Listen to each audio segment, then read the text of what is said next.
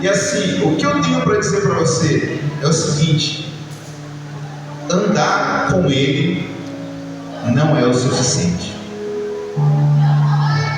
Se tivesse um título, a mensagem de hoje seria: andar com Ele não é o suficiente. Na vida a gente pode caminhar com pessoas e não conhecê-las, certo ou errado? No trabalho nós andamos com um monte de pessoas, andamos com um monte de gente, mas a gente não conhece aquelas vidas a fundo. Alguns nos aproximam mais, outros nos aproximam menos. Aqueles com a qual a gente se aproxima, você acaba criando intimidade com ele, você acaba conhecendo um pouco mais.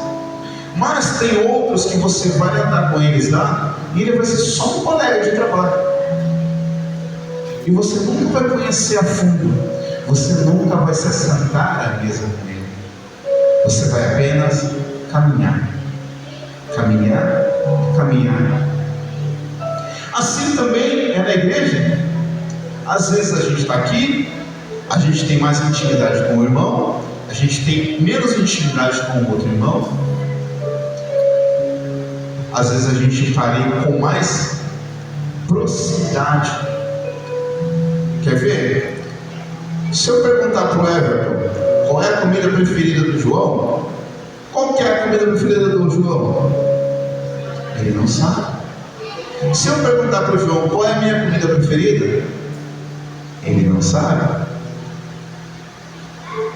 Por quê? Porque a gente não está sentando à mesa. Sentar à mesa é a chave.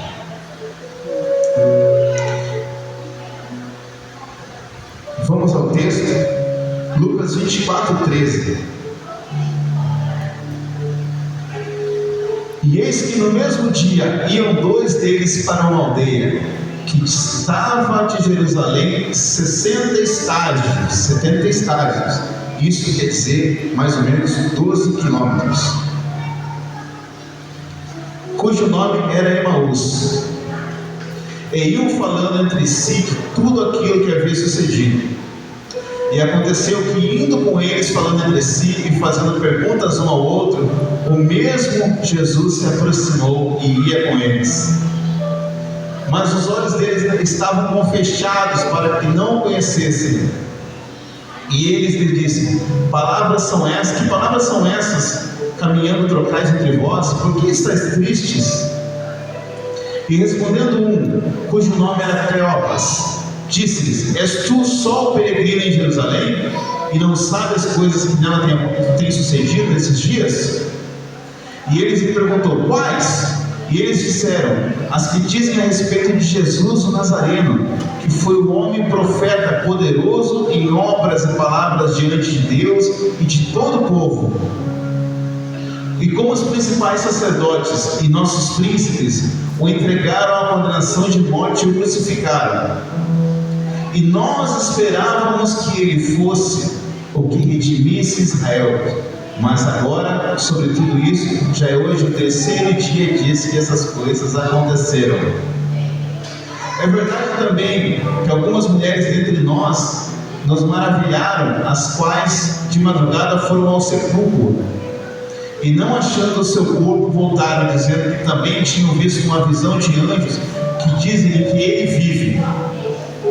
E alguns dos que estavam conosco foram ao sepulcro e acharam ser sim como as mulheres haviam dito, porém eles não ouviram. E disse-lhes: honestos e tardos de coração, para crerem tudo que os profetas disseram? Porventura não convinha que Cristo padecesse essas coisas e entrasse na sua glória? E começando por Moisés e todos os profetas, explicava-lhes que dele se achavam em todas as escrituras. E chegaram a uma aldeia onde iam, e ele fez como que iam para mais longe. E eles se constrangeram, dizendo: fica conosco, porque já é tarde, e já declinou o dia. E entrou para ficar com eles. E aconteceu que, estando eles à mesa, tomando o pão, pão, o abençoou, partiu e lhe deu. E abriram-se então os olhos, e conheceram, e ele desapareceu-lhes. E disseram um para o outro: porventura não ardia entre nós nosso coração, quando pelo caminho de nós falava, e quando nos abria as Escrituras? E na mesma hora, levantando-se, tornaram para Jerusalém, e acharam congregando os 11, e os que estavam com eles, e os quais diziam: ressuscitou verdadeiramente o Senhor, e já apareceu a Simão. E eles lhes contaram tudo o que acontecera no caminho dele, e como de fora conhecido ao partir do pão. Amém?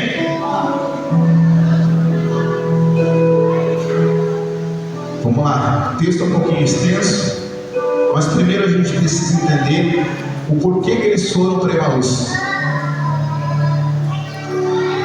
Por que eles foram para Emaús? Alguém sabe me dizer? Por que eles estavam caminhando 11 quilômetros? Eles foram para partilhar as tristezas e frustrações.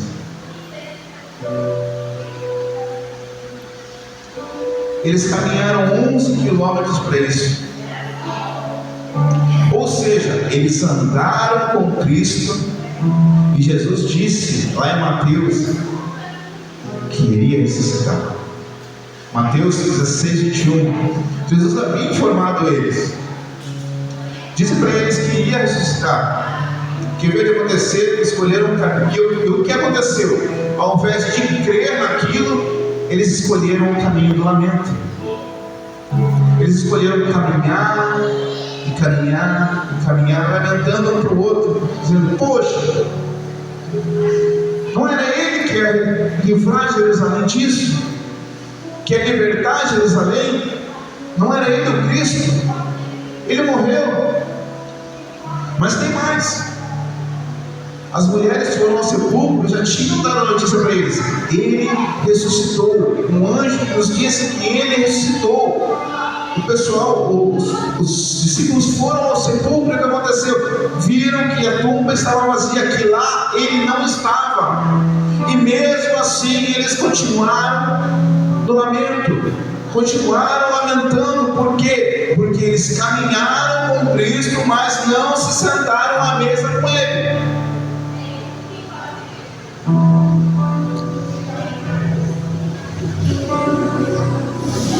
Quantas vezes a gente está nesse caminho, andando por todos os dias? Eu venho na igreja, eu caminho na igreja, mas quando as coisas não acontecem do jeito que eu imagino que deveriam acontecer, meu irmão, eu vou para Emaús. Põe a hiena nas costas, pastor. Vamos para lá. Vai para Emaús. Vamos lamentar. Não aconteceu do jeito que eu queria. A promoção que eu esperava, que foi prometida por mim, que Deus falou que ia vir sobre a minha vida, não veio no momento. Eu vou para Emaús. O ministério que não aconteceu do jeito que eu imaginava, eu vou para Emaús. Os pensamentos de Deus são melhores que os meus. Os pensamentos de Deus são melhores que os teus. O que Ele prometeu na sua vida, Ele vai cumprir. Meu irmão, mas você tem que se sentar à mesa. Você tem que se sentar à mesa com Ele. A gente teve uma palavra aqui recentemente que falou sobre mesa. Hoje no louvor aqui foi falando sobre mesa também, não foi? Primeiro louvor. Tem que se sentar à mesa. É intimidade. Intimidade. Você pode pegar um ônibus aqui, ó. Você vai andar com 50, 60 cabeças dentro. Você vai fazer o mesmo trajeto com ele todos os dias. Vai e volta, vai e volta, vai e volta. Você tem intimidade com ele? Não tem. No máximo um ou outro que você está ali. Agora com Jesus é diferente, Ele está com você todos os dias no caminho. Então é o momento de você tomar uma postura diferente. Fala, ei Jesus, entra comigo aqui. Não vai para o lamento, meu irmão. Na cabeça deles seria diferente. Jesus ia libertar Israel do jogo que estava acontecendo naquele momento, e seriam livres. Mas o pensamento de Jesus, os planos de Jesus, os planos de Deus eram outros, que não cabem no pensamento humano. E muitas vezes a gente tenta encaixar Jesus no nosso pensamento, porque Jesus vai fazer isso, Jesus vai fazer aquilo, não sei o que, e a gente pensa tão pequenininho, porque a gente pensa com o nosso pensamento. A gente não consegue entender a grandeza de Deus, porque a gente tenta colocar Ele dentro da nossa caixinha. Deus tinha mais. O plano de Deus não era apenas libertar Israel. O plano de Deus não era apenas libertar os 12. O plano de Deus era libertar eu e você, eu e você, eu e você. O plano de Deus era libertar o seu vizinho. O plano de Deus era libertar os seus amigos, era libertar aqueles que estão na sua escola. E eles não entendiam isso, por isso eles foram para o caminho do lamento.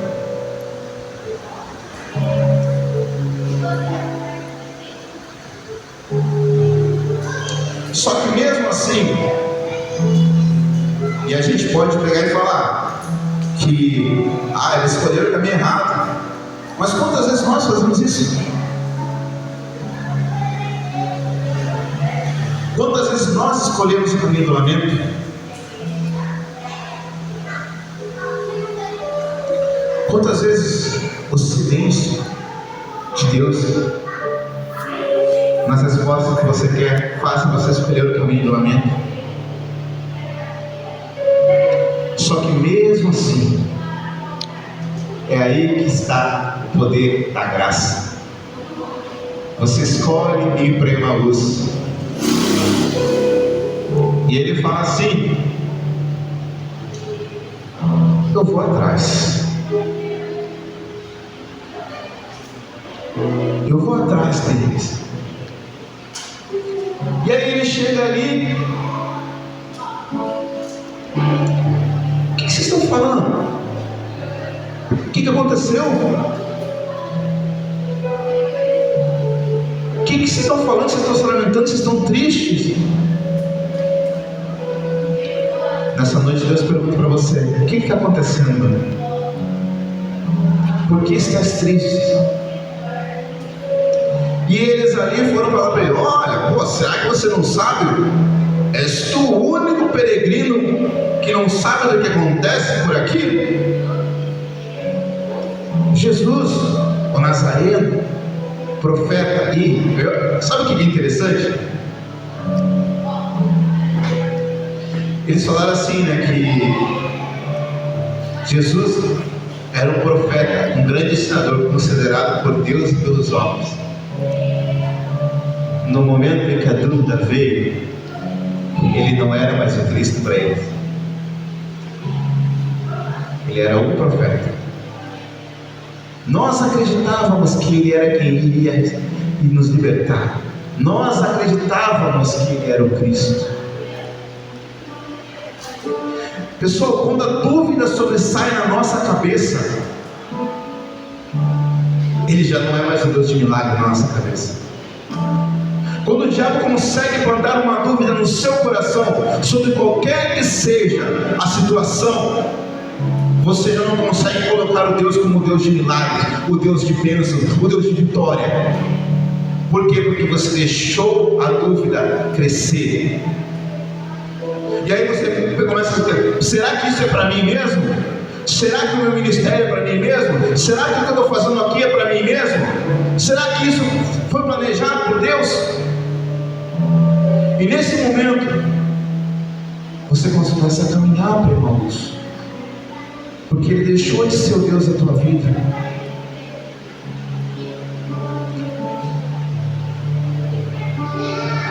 E assim, o que é mais interessante é que eles escolheram o caminho, mesmo as mulheres terem dito para ele: olha, Nós fomos até o sepulcro, ele não está. Nós encontramos anjo que disse: ele está vivo. Meu irmão, ele está vivo. Porque se lamenta, meu irmão, porque se entrega, meu irmão, ele está vivo. Ele está aqui para você, ele te observa. Glória a Deus. Só falta você partir o pão com ele, meu irmão. Amém.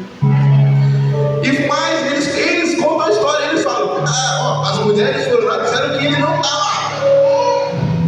Os discípulos foram, os nossos chegados, os caras foram lá, viram que ele não estava lá. Diga assim: ele não está lá. Ele não está lá. Ele não está lá. Ele não está lá. Meu irmão, aí Jesus é assim, ó. Vontade, né? E o que vocês estão fazendo aqui? Mas Jesus deixa eles caminhar. Vocês querem caminhar? Vocês vão.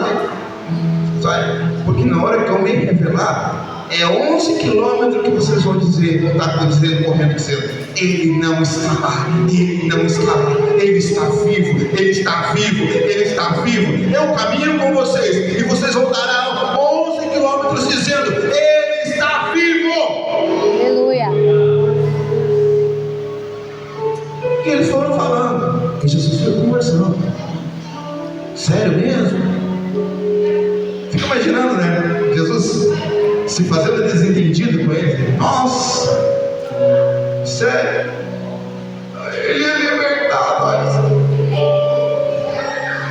Ou nós éramos o povo escolhido e agora, para quem nós vamos correr? Não sei. O que eu vou fazer então? Eu vou lá para Emaús, sabe por quê? Eu vou lá para fazer o seguinte: eu vou lamentar para as pessoas. O que eles iriam fazer? Eles iriam contaminar as pessoas com o seu lamento, porque era só isso que eles tinham para oferecer para as pessoas: lamento e choro, dizer que eles estavam derrotados porque Jesus havia morrido.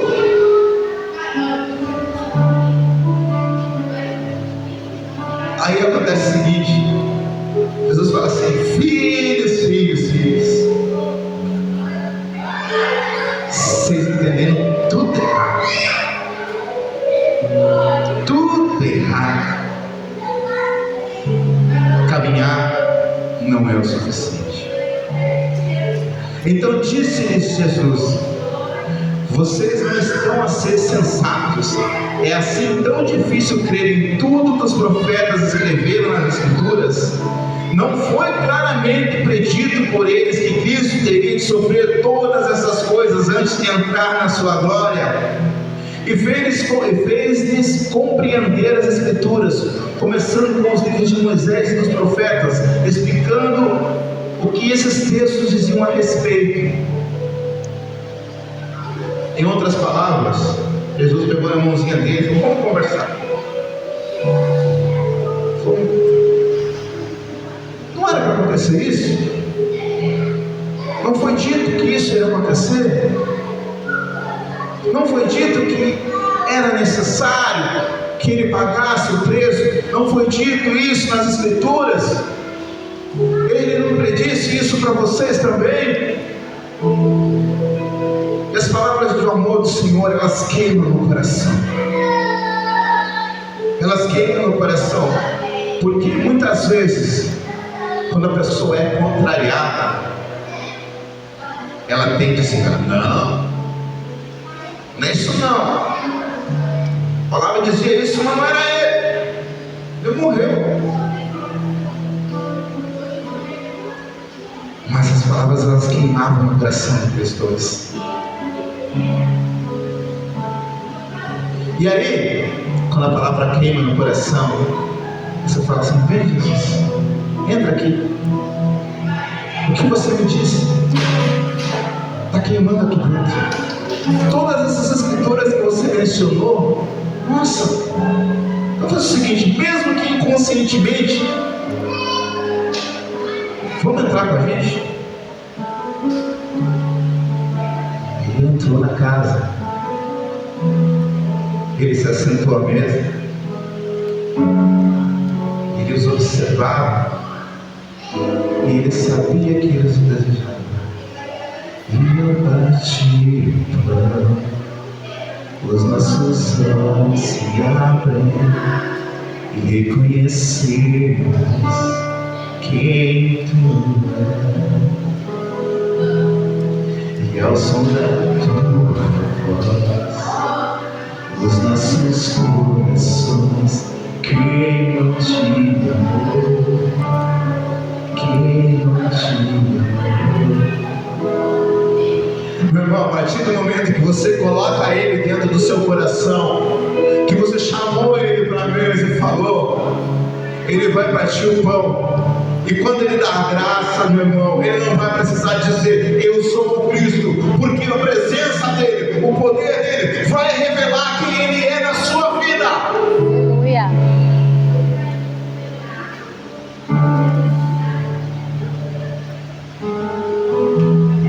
Você pode andar 12 quilômetros com ele, você ou pode caminhar 40 anos com ele. Se você não se assentar à mesa com ele, jamais você irá conhecer quem realmente ele é. Você pode andar todos os dias, vir para a igreja todos os dias, vir aqui se ajoelhar e dizer Senhor, Senhor, Senhor, mas se você não se assentar à mesa realmente com ele, você não vai conhecer quem ele é e saber o que ele tem para você.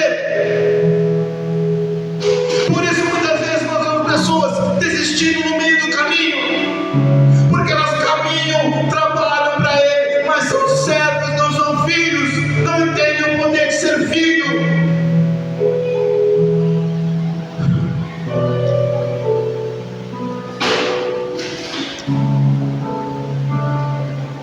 Só quando ele partilha o pão com você, só quando você partilha o pão, você vai entender. Você vai entender, porque aí você vai reconhecer o som da voz dele. Os seus olhos irão se abrir. Durante muito tempo eu caminhei assim, achando que eu conhecia Jesus, até o momento que realmente eu sentei à mesa e partilhei o pão com ele, os meus olhos se abriram e eu entendi o que ele era na minha vida. Eu queria apenas caminhar para Emaús e me lamentar, e me lamentar, e me lamentar, mas no momento ele veio, me pegou pela mão e disse, vem comigo. Não é assim, meu filho, não é assim desse jeito. E o meu coração queimou. E eu não estou falando de você ser novo convertido, não ser convertido. Eu estou falando com você que está aqui nessa noite. Indiferente de você ter um mês, um dia de convertido, ou ter 40, 50 anos.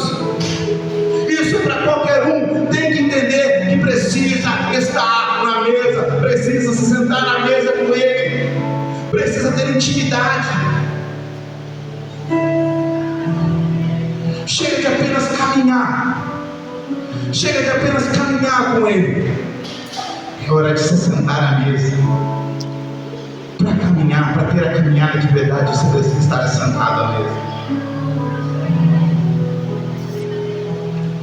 E ao partir do pão, os nossos olhos se abrem, reconhecemos Quem tu és. Você consegue cantar? Ao som da tua voz, Os nossos corações queimam de amor, queimam de amor. meu irmão, você imagina assim, todo lamento que você teve na sua vida, você está ali caminhando, não era para mim, não era eu, não era comigo, deu tudo errado, mas você se sentou à mesa com ele, e naquele momento ele parte do pão, ele te entrega. É para você, meu filho, é para você, minha filha. E aí, meu irmão, ele sai queimava em você quando ele dizia as suas palavras da Escritura? E aí que eu falei, foram 12 quilômetros de caminhada. A palavra não relata que eles pararam para descansar depois eles partiram o pão. A palavra relata que eles voltaram pelo mesmo caminho. E eles iam à noite, porque era partir do pão à tarde. E então, corre, meu irmão, no escuro. E aí é o seguinte: o que era pranto, o que era lamento, voltou naquele caminho. Vamos lá, ele está vivo, ele está vivo, ele está vivo. E quando eles já chegaram lá, falaram: meu Deus do céu, vocês não acreditam o que aconteceu com a gente. Ele foi caminhando com a gente, ele estava do nosso lado, e a gente não conseguia saber que era ele. Por quê? Porque nós é dois tapados. Você podia falar isso, né? Nós não acreditamos, nós conhecíamos ele, mas nós participamos do pão com ele, nós participamos da mesa. Ele entrou na casa, ele está na mesa, ele nos observa, ele sabe que nós o esperamos, que nós o desejamos.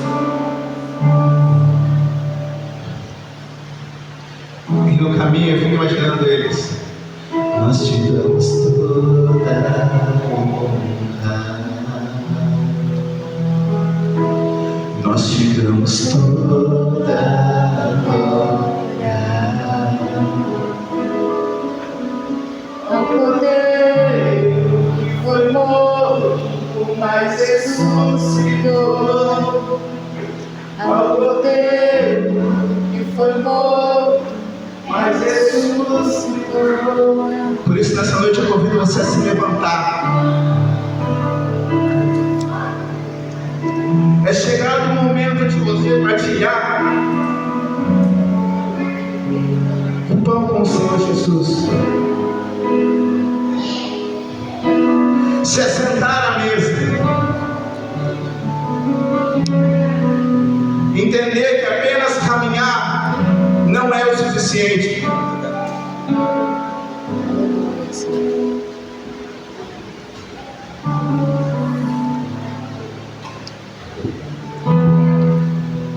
Entender que o tempo do lamento chega ao fim. Porque mesmo se você escolher o caminho do lamento, ele vai até você e vai te tirar de lá. Se você caminhar 12 quilômetros lamentando, você vai voltar 12 quilômetros regozijando o nome do Senhor Jesus, porque Ele é Deus na sua vida, Ele é Deus na sua vida, na vida da sua família, na vida do seu ministério, na vida das suas finanças. Ele é Deus, Ele é Senhor. Aleluia, Senhor. Quem é esse que vem nos abraçando? Quem é esse que vem nos constrangendo com olhar? Ele é tão sábio, ensina em amor. Ele é tão humano,